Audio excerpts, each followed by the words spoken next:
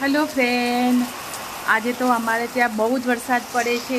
જો હું તમને બતાવું, બહુ જ વરસાદ આવે છે, જોરદાર.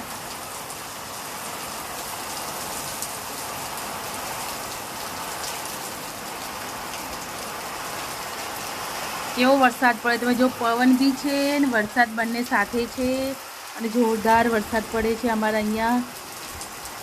તમારે ત્યાં છે ફ્રેન્ડ વરસાદ?